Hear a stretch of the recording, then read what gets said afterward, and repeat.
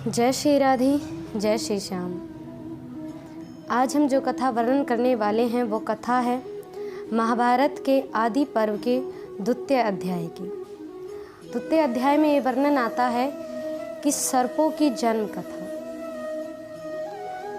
तो एक बार कश्यप मुनि, उनकी दोनों पत्नियां विनीता और कद्रू पुत्र प्राप्ति के लिए कश्यप मुनि के पास गई और जाकर के कहने लगी कि प्रभु हमें पुत्र चाहिए। तो कश्यप मुनि ने पूछा कि तुम्हें किस प्रकार के पुत्र चाहिए।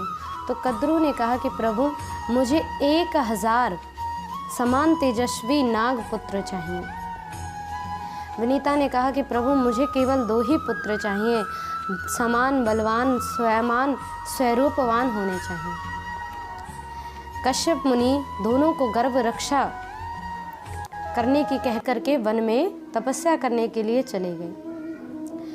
दोनों देवियों ने कुछ समय पश्चात ही उनके गर्भ से अंडे उत्पन्न हुए और उन्हें एक गर्म बर्तन में दासियों के द्वारा रखवा दिया।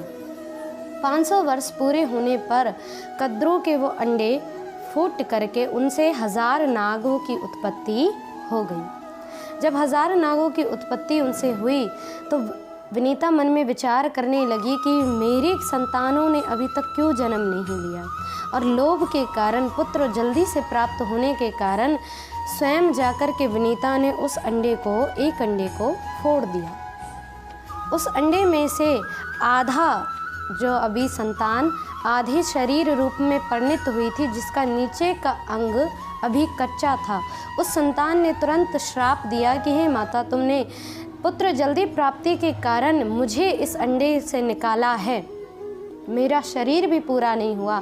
मैं आपको श्राप देता हूँ कि 500 वर्ष तक तुम अपनी इस विमाता कद्रू की दासी बन करके रहोगी, जिससे तुम इतना डाह करती हो, इतना द्वेष करती हो।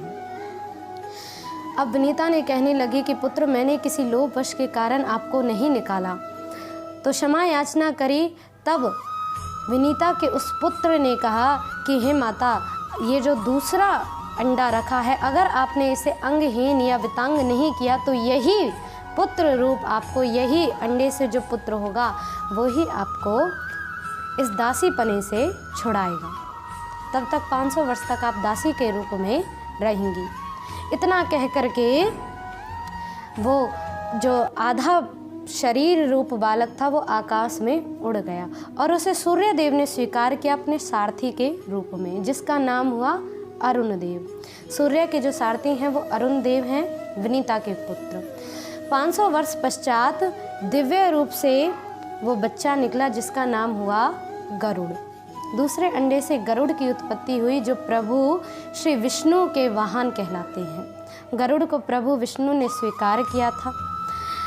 तो ये थी महाभारत के द्वितीय अध्याय की कथा कि किस प्रकार से कद्रू को सर्पों की उत्पत्ति हुई और विनीता को गरुड़ और अरुण की उत्पत्ति हुई। तो आगे तृतीय अध्याय की कथा भी हम अगली वीडियो में वर्णन करेंगे। ऐसे ही आप श्रीमद् महाभारत की कथाओं को सुनते रहें, श्रवण करते रहें। जय श्री राधे, जय श्री श्याम।